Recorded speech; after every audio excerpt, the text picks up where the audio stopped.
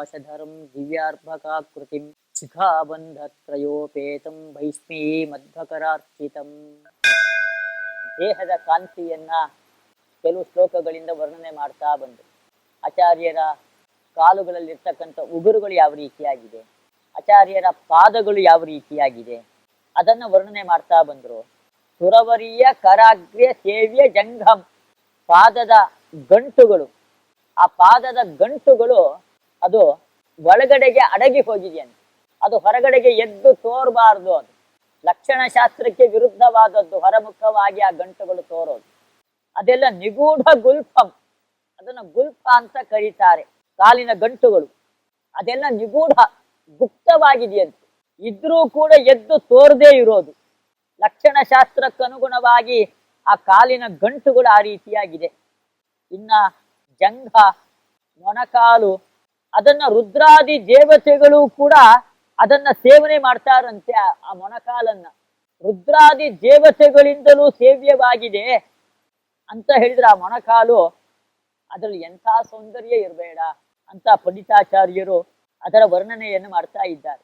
ಇನ್ನ ಮೊಣಕಾಲಿಂದ ಮೇಲೆ ಬಂದ್ರೆ ತೊಡೆಗಳು, ಆನೆಯ ಸೊಂಡಿಲು ಯಾವ ರೀತಿಯಾಗಿರುತ್ತೆ, ಆನೆಯ ಸೊಂಡಿಲಿನಂತೆ ದುಂಡಾಗಿರ್ತಕ್ಕಂತಹ ತೊಡೆಗಳು, ಒಳ್ಳೆ ದಷ್ಟಪುಷ್ಟವಾಗಿದೆಯಂತೆ. ವಿರದೋದಾರ ಕರೋಪಮೋರು ಯುಗ್ಮಂ, ಎರಡು ತೊಡೆಗಳು ಅಷ್ಟೇ ಒಳ್ಳೆ ದಷ್ಟಪುಷ್ಟವಾಗಿ ಬೆಳೆದು ನಿಂತ್ಕೊಂಡಿದೆ, ಬಹಳ ಸುಂದರವಾಗಿದೆ ಆ ತೊಡೆಗಳು ಎರಡೂ ಕೂಡ. ಹೀಗೆ ಆಚಾರ್ಯರ ಕಾಲಿನ ಉಗುರುಗಳು, ಕಾಲಿನ ತುದಿ, ಕಾಲಿನ ಗಂಟು, ಮೊಣಕಾಲು, ತೊಡೆ ಎಲ್ಲವೂ ಬಹಳ ಸುಂದರ, ಬಹಳ ಸುಂದರ. ಅದನ್ನ ಎಷ್ಟು ನೋಡಿದ್ರೂ ಕೂಡ ಇನ್ನೂ ನೋಡ್ಬೇಕು ನೋಡ್ಬೇಕು ಅಂತನೋ ಕುತೂಹಲವನ್ನ ಕೆರಳಿಸತ್ತೆ. ಅಂತಹ ಸೌಂದರ್ಯ, ಅಂತಹ ಲಕ್ಷಣಗಳು ಆಚಾರ್ಯರಲ್ಲಿ ಕಾಣಿಸಿಕೊಂಡಿದೆ.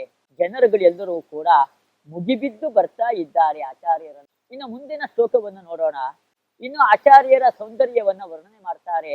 ಶುಭ ಶುದ್ಧ ನಿತಂಬ ಬಿಂಬರಾಜನ್ ನವಕೌಶೇಯ ವಿಶೇಷ ಭಾಕ್ಯವಸ್ತ್ರಂ ತನುಕುಕ್ಷಿ ಗಲಾಲಿಕೇಶು ರೇಖಾ ತ್ರಿತಯೇನ ಪ್ರಕಟೇನ ಶೋಭಮಾನಂ. ಆಚಾರ್ಯರು ಧರಿಸಿರ್ತಕ್ಕಂತಹ ಬಟ್ಟೆ, ಮೈ ಮೇಲೆ ಧರಿಸಿರ್ತಕ್ಕಂತಹ ಬಟ್ಟೆ ಒಳ್ಳೆ ಮಂಗಳಕರವಾದ ರೇಷ್ಮೆಯ ವಸ್ತ್ರವನ್ನ ಧರಿಸಿದ್ದಾರಂತೆ. ಅದು ಪವಿತ್ರವಾಗಿರ್ತಕ್ಕಂಥದ್ದು ರೇಷ್ಮೆಯ ವಸ್ತ್ರ, ಅತ್ಯಂತ ಪರಿಶುದ್ಧವಾಗಿದೆ. ಶುಭ ಶುದ್ಧ ನಿತಂಬ ಬಿಂಬರಾಜನ್, ಸೊಂಟದ ಹಿಂಭಾಗದ ಪ್ರದೇಶ, ಆ ಪ್ರದೇಶ ತುಂಬಾ ಪ್ರಕಾಶಮಾನವಾಗಿರ್ತಕ್ಕಂಥ ರೇಷ್ಮೆಯ ಬಟ್ಟೆ ಅದರಿಂದ ಮುಚ್ಚಿ ಹೋಗಿದೆ. ತನುಕುಕ್ಷಿ ಗಲಾಲಿಕೇಶು ರೇಖಾ ತ್ರಿತಯೇನ, ಆ ಹೊಟ್ಟೆ ಹೇಗಿದೆ, ತನು ತುಂಬಾ ಚಿಕ್ಕದಾದ ಹೊಟ್ಟೆ ಅಂತ. ಹೊಟ್ಟೆ ತುಂಬಾ ದೊಡ್ಡದಾಗಿರೋದು ಲಕ್ಷಣ ಶಾಸ್ತ್ರಕ್ಕೆ ವಿರುದ್ಧವಾದದ್ದು. ಹೊಟ್ಟೆ ದೊಡ್ಡದಾಗಿದ್ರೆ ಅವಲಕ್ಷಣ ಅದು. ಆದ್ರೆ ಆಚಾರ್ಯರ ಹೊಟ್ಟೆ ತುಂಬಾ ಚಿಕ್ಕ ಹೊಟ್ಟೆ ಅಂತೆ. ಅದರಿಂದ ಏನಾಯ್ತು, ಇವಾಗ ಅತ್ಯಂತ ಕೃಶವಾಗಿರ್ತಕ್ಕಂತಹ ಉದರ ಮತ್ತೆ ಇನ್ನೊಂದು ಕುತ್ತಿಗೆ, ಹಣೆ, ಆ ಮೂರು ಪ್ರದೇಶಗಳಲ್ಲಿ ಹೊಟ್ಟೆ, ಕುತ್ತಿಗೆ, ಹಣೆ, ಆ ಮೂರು ಪ್ರದೇಶಗಳಲ್ಲೂ ಕೂಡ ಮೂರು ರೇಖೆಗಳಿದೆಯಂತೆ. ರೇಖಾ ತ್ರಿತಯೇನ, ಮೂರು ರೇಖೆಗಳು ಅಲ್ಲಿ ಕಾಣಿಸ್ತಾ ಇದೆ. ಇದೆಲ್ಲ ಲಕ್ಷಣ ಶಾಸ್ತ್ರದಲ್ಲಿ ಹೇಳಿದ್ದಾರೆ. ಅದೆಲ್ಲ ಚೆನ್ನಾಗಿ ಮೂರು ರೇಖೆಗಳು ಕೂಡ ಈ ಮೂರು ಭಾಗದಲ್ಲಿ ಕಾಣಿಸ್ತಾ ಇರಬೇಕು. ಆದ್ರಿಂದ ಆಚಾರ್ಯರು ಲಕ್ಷಣ ಶಾಸ್ತ್ರಕ್ಕೆ ಅನುಗುಣವಾಗಿದೆ ಅವರ ದೇಹದ ರಚನೆ. ಆ ದೇಹ ಸಂಪೂರ್ಣವಾಗಿ ಲಕ್ಷಣ ಶಾಸ್ತ್ರಕ್ಕೆ ಅನುಸಾರವಾಗಿದೆ. ಯತಿಗಳಾದವರು ಅವರು ಕೌಪೀನವನ್ನ ಧರಿಸಬೇಕು ಎಂಬುದಾಗಿ ನಿಯಮ, ಕೌಪೀನದ ಹೊರಗಡೆಗೆ ವಸ್ತ್ರವನ್ನ ಸುತ್ತುಕೊಳ್ಬೇಕು ಎಂಬುದಾಗಿ ನಿಯಮ. ಅದಕ್ಕನುಗುಣವಾಗಿ ಆಚಾರ್ಯರು ವಸ್ತ್ರವನ್ನ ಧರಿಸಿದ್ದಾರೆ. ಮೂರು ಪ್ರದೇಶಗಳಲ್ಲಿ ಮೂರು ರೇಖೆಗಳು ಎದ್ದು ಕಾಣಿಸ್ತಾ ಇದೆ. ಇಂತಹ ಪ್ರಕಾಶಮಾನವಾಗಿರ್ತಕ್ಕಂತಹ ಆ ಆಚಾರ್ಯರನ್ನ ಜನರುಗಳೆಲ್ಲರೂ ಕೂಡ ಆಶ್ಚರ್ಯದಿಂದ ನೋಡ್ತಾ ಇದ್ದಾರೆ. ಮೃದು ಸೂಕ್ಷ್ಮ ಘನಾರುಣಾವಿಕಾಚ್ಛ ಪ್ರಕಟ ಪ್ರಾವರಣೇನ ಭಾಸಮಾನಂ ಅತಿನೂತನ ತಿಗ್ಮ ಭಾನುಭಾಸಾಂ ನಿಕರೇನೈವ ಸುವರ್ಣ ಸಾನುಮಂತಂ. ಆಚಾರ್ಯರು ಕೆಳಗೆ ತೊಟ್ಟಿರ್ತಕ್ಕಂತಹ ಬಟ್ಟೆ ಯಾವ ರೀತಿಯಾಗಿದೆ ಅಂತ ಹೇಳಿ, ಇನ್ನ ಸೊಂಟದ ಮೇಲ್ಭಾಗದಲ್ಲಿ ಒಂದು ಒಳ್ಳೆ ಶಾಲನ್ನು ಹೊದ್ಕೊಂಡಿದ್ದಾರೆ. ಅದು ಕುರಿಯ ರೋಮದಿಂದ ಮಾಡಿರ್ತಕ್ಕಂಥದ್ದು, ಕೆಂಪಗೆ ಇದೆಯಂತೆ. ಪ್ರಕಟ ಪ್ರಾವರಣೇನ ಭಾಸಮಾನಂ, ಹೊದ್ದಿಕೆಯಿಂದ ಅದು ಸೂರ್ಯನ ಕಾಂತಿ ಯಾವ ರೀತಿಯಾಗಿರತ್ತೆ ಆ ರೀತಿ ಕಾಂತಿ ಭರಿತವಾಗಿರ್ತಕ್ಕಂಥದ್ದು ಆ ಶಾಲನ್ನ ಆಚಾರ್ಯರು ಹೊದ್ಕೊಂಡಿದ್ದಾರೆ. ಆ ಶಾಲು ಬಹಳ ಕೋಮಲವಾಗಿದೆ, ಮೃದುವಾಗಿರ್ತಕ್ಕಂತಹ ಶಾಲು. ಸಣ್ಣದಾದ ನೂಲಿನಿಂದ ಅದನ್ನ ಹೆಣೆದಿದ್ದಾರೆ ಆ ಶಾಲನ್ನ. ಅದರಲ್ಲಿ ನೂಲುಗಳು ಅತ್ಯಂತ ಹತ್ತಿರದಲ್ಲಿ ಒತ್ತೊತ್ತಾಗಿದೆಯಂತೆ ಆ ನೂಲುಗಳೆಲ್ಲವೂ ಕೂಡ. ಹೀಗೆ ನೇಯಲ್ಪಟ್ಟಿರ್ತಕ್ಕಂತಹ ಮೇಲ್ವಸ್ತ್ರ ಶಾಲು ಅದನ್ನ ಧರಿಸಿದ್ದಾರೆ. ಸುವರ್ಣ ಸಾನುಮಂತಂ, ಮೇರು ಪರ್ವತದ ತಪ್ಪಲು ಪ್ರದೇಶ, ಅಲ್ಲೆಲ್ಲ ಚಿನ್ನದ ಹೊದಿಕೆಗಳಿದೆಯಂತೆ. ಸುವರ್ಣ ಸಾನುಮಂತಂ ಅಂತ ಹೇಳ್ತಾರೆ. ಬಂಗಾರದ ತಪ್ಪಲು ಪ್ರದೇಶ ಮೇರು ಪರ್ವತದ ಪ್ರದೇಶಗಳು. ಅಲ್ಲಿ ಸೂರ್ಯ ತಾನು ಉದಯಿಸ್ತಾ ಇದ್ದಾಗ ಆ ಪರ್ವತ ಮೊದಲೇ ಚಿನ್ನದ ಹೊದಿಕೆಗಳನ್ನು ಹೊಂದಿದೆ. ಚಿನ್ನ ಅಂದ್ರೆ ಒಳ್ಳೆ ಕಾಂತಿ ಭರಿತವಾದ ಲೋಹ ಅದು. ಅದರ ಜೊತೆಗೆ ಉದಯಿಸ್ತಾ ಇರ್ತಕ್ಕಂತಹ ಕೆಂಪಗೆ ಇರ್ತಕ್ಕಂತಹ ಸೂರ್ಯ, ಆ ಪರ್ವತದ ಮೇಲೆ ಸೂರ್ಯ ಉದಯಿಸ್ತಾ ಇದ್ದಾಗ ಯಾವ ರೀತಿಯಾಗಿ ಕಾಂತಿ ಭರಿತವಾಗಿರುತ್ತೆ. ಹಾಗೆ ಆಚಾರ್ಯರು ಕೂಡ ಬಂಗಾರದ ವರ್ಣವನ್ನ ಹೊಂದಿರತಕ್ಕಂಥವ್ರು. ಮೇರು ಪರ್ವತ ಬಂಗಾರದ ಹೊದಿಕೆಯನ್ನು ಹೊಂದಿದೆ, ಆಚಾರ್ಯರು ಕೂಡ ಬಂಗಾರದ ವರ್ಣವನ್ನ ಹೊಂದಿರತಕ್ಕಂಥವ್ರು. ಒಳ್ಳೆ ಕಾಂತಿ ಭರಿತವಾದ ಶಾಲನ್ನ ಅವರು ಹೊದ್ಕೊಂಡಿದ್ದಾರೆ. ಆದ್ರಿಂದ ಆ ಮೇರು ಪರ್ವತದಂತೆ ಅವರು ಆಚಾರ್ಯರು ಭಾಸಮಾನಂ, ಪ್ರಕಾಶಮಾನರಾಗಿದ್ದಾರೆ, ಜಾಜ್ವಲ್ಯಮಾನರಾಗಿದ್ದಾರೆ ಆಚಾರ್ಯರು. ಅಂತಹ ಆಚಾರ್ಯರನ್ನ ಜನ ನೋಡಿ ಆನಂದವನ್ನ ಅನುಭವಿಸಿದ್ರು ಅವರೆಲ್ಲರೂ ಕೂಡ. ಮುಂದೆ ಆಚಾರ್ಯರನ್ನ ಎಷ್ಟು ವರ್ಣನೆ ಮಾಡಿದರೂ ಕೂಡ ಪಂಡಿತಾಚಾರ್ಯರಿಗೆ ತೃಪ್ತಿ ಇಲ್ಲ. ಆಚಾರ್ಯರನ್ನ ಅವರು ಸಾಕ್ಷಾತ್ತಾಗಿ ನೋಡಿದವರು ಅವರು. ಜನರುಗಳ ಬಾಯಿಂದ ಬೇರೆ ಆಚಾರ್ಯರ ವರ್ಣನೆಯನ್ನ ಕೇಳಿದ್ದಾರೆ. ಅದರಿಂದ ಪಂಡಿತಾಚಾರ್ಯರಿಗೆ ಬಹಳ ಸಂತೋಷ, ಆನಂದ ಅವರನ್ನು ವರ್ಣನೆ ಮಾಡೋದ್ರಲ್ಲಿ. ಇನ್ನು ಅವರ ದೇಹದ ಕಾಂತಿಯನ್ನು ವರ್ಣನೆ ಮಾಡ್ತಾರೆ. ಪೃಥುವಕ್ಷ ಸಮುನ್ನತಾಂ ಸಭಿತ್ತಿಂ ಗುರುವೃತ್ತಾಯತ ಹೃದಯ ಬಾಹುದಂಡಂ ಪರಮಾರುಣ ಪಾಣಿ ಪಲ್ಲವಂತಹ ಸ್ಫುರಿತೋರ್ಧ್ವಜಲಾಂಛನಾದಿಮಂತಂ. ಪೃಥುವಕ್ಷಸಂ, ಅವರ ವಕ್ಷಸ್ಥಳ, ಆ ವಕ್ಷಸ್ಥಳ ವಿಶಾಲವಾಗಿದೆಯಂತೆ. ಅದು ವಿಶಾಲವಾಗಿರ್ಬೇಕು, ಅದೆಲ್ಲ ಮಹಾನುಭಾವರ ಲಕ್ಷಣ. ಅದು ಒಳ್ಳೆ ಅಗಲವಾಗಿರ್ತಕ್ಕಂತಹ ವಕ್ಷಸ್ಥಳ.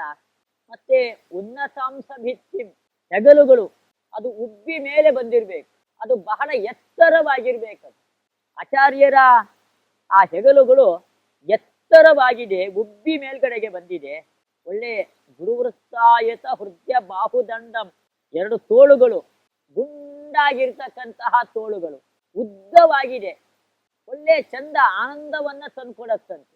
ಹೃದಯ, ಮನಸ್ಸಿನ ಬೇಸರವನ್ನೆಲ್ಲ ಕಳೆದು ಆನಂದವನ್ನ ನೀಡತ್ತಂತೆ. ಅಂತಹ ದಂಡದ ಹಾಗೆ ಇರ್ತಕ್ಕಂತಹ ಬಾಹುಗಳು, ತೋಳುಗಳು. ಆಚಾರ್ಯರು ಇಂತಹ ತೋಳುಗಳನ್ನ ಅವರು ಹೊಂದಿದ್ದಾರೆ. ಮತ್ತೆ ಅವರ ಅಂಗೈ ಕೆಂಪಾಗಿದೆ. ಹೇಗೆ ಕೆಂಪು? ಪಾಣಿ ಪಲ್ಲವ ಅಂತ ಹೇಳ್ತಾರೆ. ಚಿಗುರು ಯಾವ ರೀತಿಯಾಗಿ ಕೋಮಲವಾಗಿ ಕೆಂಪಾಗಿರುತ್ತೆ, ಹಾಗೆ ಒಳ್ಳೆ ಕೆಂಪಾಗಿ ಕೋಮಲವಾಗಿರ್ತಕ್ಕಂತಹ ಪಾಣಿಗಳು, ಅಂಗೈಗಳು.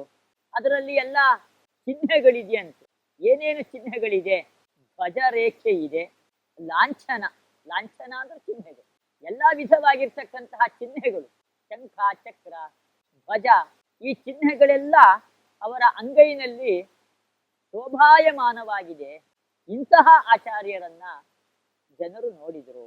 ಹೀಗೆ ಆಚಾರ್ಯರ ದೇಹವನ್ನ ಕಾಲಿನಿಂದ ಪ್ರಾರಂಭ ಮಾಡಿಕೊಂಡು ವರ್ಣನೆ ಮಾಡ್ತಾ ಬರ್ತಿದ್ದಾರೆ.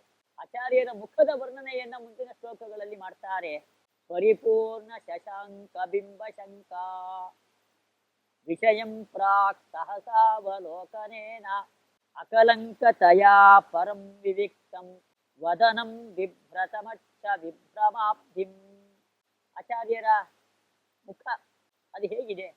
ಹುಣ್ಣಿಮೆಯ ಚಂದ್ರ, ಪರಿಪೂರ್ಣ ಬಿಂಬ. ಅವತ್ತು ದಿವಸ ಅರ್ಧ ಚಂದ್ರ ಅಲ್ಲ, ಅವತ್ತು ಪರಿಪೂರ್ಣನಾಗಿರ್ತಕ್ಕಂತಹ ಚಂದ್ರ, ಪೂರ್ಣಿಮೆಯ ದಿವಸ. ಆ ಮುಖಚಂದ್ರ, ಆಚಾರ್ಯರ ಮುಖ, ಆ ಚಂದ್ರ ಬಿಂಬ ಯಾವ ರೀತಿಯಾಗಿ ಪರಿಪೂರ್ಣತೆಯನ್ನು ಹುಣ್ಣಿಮೆಯ ದಿವಸ ಹೊಂದಿರುತ್ತೆ, ಆ ರೀತಿಯಾಗಿ ಅದು ತೋರ್ತಾ ಇದೆ. ಅದು ಮೊದಲನೇ ಬಾರಿ ನೋಡಿದಾಗ, ಆಚಾರ್ಯರ ಮುಖವನ್ನ ಮೊದಲನೇ ಬಾರಿ ನೋಡಿದಾಗ ಹೇಗೆ ತೋರತ್ತೆ ಅನ್ನೋದನ್ನ ಪಂಡಿತಾಚಾರ್ಯರು ಹೇಳ್ತಾರೆ. ಪರಿಪೂರ್ಣ ಶಶಾಂಕ ಬಿಂಬಶಂಕ ವಿಷಯಂ. ಹುಣ್ಣಿಮೆಯ ಚಂದ್ರನ ಮಂಡಲ ಬಿಂಬ ಚಂದ್ರಮಂಡಲ ಅದೇನೇ ಕೆಳಗೆ ಇಳಿದು ಬಂದಿದ್ಯಾ ಅನ್ನೋ ಸಂದೇಹವನ್ನ ಉಂಟು ಮಾಡತ್ತಂತೆ. ಅದು ಭ್ರಾಂತಿಯನ್ನೇ ಉಂಟು ಮಾಡತ್ತೆ. ಆ ರೀತಿಯಾಗಿದೆ ಆಚಾರ್ಯರ ಮುಖ. ಅಲ್ಲ, ಚಂದ್ರನಲ್ಲಿ ಕಳಂಕ ಇದೆಯಲ್ಲ, ಅಲ್ಲೊಂದೇನೋ ಕಪ್ಪಗೆ ಇರ್ತಕ್ಕಂತಹ ವಸ್ತು ಕಾಣಿಸಿಕೊಳ್ಳತ್ತೆ. ಆದ್ರೆ ಆಚಾರ್ಯರ ಮುಖದಲ್ಲಿ ಕಳಂಕವೇ ಇಲ್ಲ. ಕಳಂಕ ಇದ್ದಿದ್ರೆ ಚಂದ್ರಬಿಂಬವೇ ಕೆಳಗಡೆ ಇಳಿದು ಬಂದಿದೆ ಅಂತ ಹೇಳಬಹುದಾಗಿತ್ತು. ಆದ್ರೆ ಆಚಾರ್ಯರ ಮುಖದಲ್ಲಿ ಏನು ಕಳಂಕವೇ ಇಲ್ಲ. ಆದ್ರೆ ಇದು ಚಂದ್ರಬಿಂಬ ಅಲ್ಲ ಅಂತ ಜನ ನಿರ್ಧಾರವನ್ನ ಮಾಡ್ತಾ ಇದ್ರಂತೆ. ಹೀಗೆ ಆಚಾರ್ಯರ ಮುಖ ಸ್ವಲ್ಪವೂ ಕೂಡ ದೋಷವನ್ನ ಹೊಂದಿಲ್ಲ. ಯಾವ ಕಳಂಕವೂ ಇಲ್ಲದೆ ಇರ್ತಕ್ಕಂಥದ್ದು, ಚಂದ್ರನನ್ನ ಮೀರಿರ್ತಕ್ಕಂಥದ್ದು. ಚಂದ್ರನಲ್ಲಿ ಕಳಂಕ ಇದೆ, ಆಚಾರ್ಯರ ಮುಖದಲ್ಲಿ ಕಳಂಕ ಇಲ್ಲ. ಹೀಗೆ ನಿರ್ಮಲವಾದ ವಿಲಾಸ, ಕಾಂತಿ ಅದೆಲ್ಲ ಆಚಾರ್ಯರ ಮುಖದಲ್ಲಿ ಇದೆ. ಅದು ಚಂದ್ರನಲ್ಲಿ ಎಷ್ಟಿದೆ ವಿಲಾಸ ಕಾಂತಿಗಳು, ಅದಕ್ಕಿಂತ ಸಾವಿರ ಪಟ್ಟು ಹೆಚ್ಚು ಆಚಾರ್ಯರ ಮುಖದಲ್ಲಿ ಇದೆ. ಆದರೆ ಚಂದ್ರನಿಗಿಂತಲೂ ಕೂಡ 1000 ಪಟ್ಟು ಹೆಚ್ಚಾಗಿ ಪ್ರಕಾಶಿಸ್ತಾ ಇರ್ತಕ್ಕಂಥದ್ದು ಆಚಾರ್ಯರ ಮುಖ. ಅದಕ್ಕೆ ಯಾವುದೂ ದೃಷ್ಟಾಂತವನ್ನು ಕೊಡ್ಲಿಕ್ಕೆ ಬರೋದಿಲ್ಲ. ಯಾಕೆ ಅಂದ್ರೆ ಆಚಾರ್ಯರ ಮುಖದಲ್ಲಿ ಕಳಂಕ ಇಲ್ಲ. ಹೀಗೆ ಆಚಾರ್ಯರ ಮುಖ ಅದು ಅದ್ವಿತೀಯವಾದದ್ದು ಎಂಬುದಾಗಿ ಆ ಜನರುಗಳು ನಿಶ್ಚಯವನ್ನ ಮಾಡ್ತಾ ಇದ್ರು. ಹೀಗೆ ಆಚಾರ್ಯರ ಕಾಲಿನಿಂದ ಪ್ರಾರಂಭ ಮಾಡಿಕೊಂಡು ಮುಖದವರೆಗೆ ಆ ಸೌಂದರ್ಯವನ್ನೆಲ್ಲ ಪಂಡಿತಾಚಾರ್ಯರು ವರ್ಣನೆ ಮಾಡ್ತಾ ಇದ್ದಾರೆ. ಆಚಾರ್ಯರ ಮುಖವನ್ನ ಯಾವ ದೃಷ್ಟಾಂತವನ್ನೂ ಕೊಡ್ಲಿಕ್ಕೆ ಬರೋದಿಲ್ಲ. ಬಹಳ ಸೌಂದರ್ಯಕ್ಕೆ ದೃಷ್ಟಾಂತವನ್ನು ಕೊಡಬಹುದು ಅಂದ್ರೆ ಚಂದ್ರ. ಆದ್ರೆ ಚಂದ್ರನಲ್ಲೂ ಕಳಂಕ ಇದೆ, ಆಚಾರ್ಯರ ಮುಖದಲ್ಲಿ ಕಳಂಕ ಇಲ್ಲ. ಅಂದರೆ ಆಚಾರ್ಯರಿಗೆ ಯಾವ ದೃಷ್ಟಾಂತವನ್ನು ಕೊಡಬಹುದು? ಯಾವ ದೃಷ್ಟಾಂತವೂ ಇಲ್ಲ ಆಚಾರ್ಯರ ಮುಖ ಕಮಲಕ್ಕೆ, ಮುಖ ಸೌಂದರ್ಯಕ್ಕೆ ಅನ್ನೋ ವಿಚಾರವನ್ನ ಪಂಡಿತಾಚಾರ್ಯರು ಇಲ್ಲಿ ತಿಳಿಸಿಕೊಡ್ತಾ ಇದ್ದಾರೆ.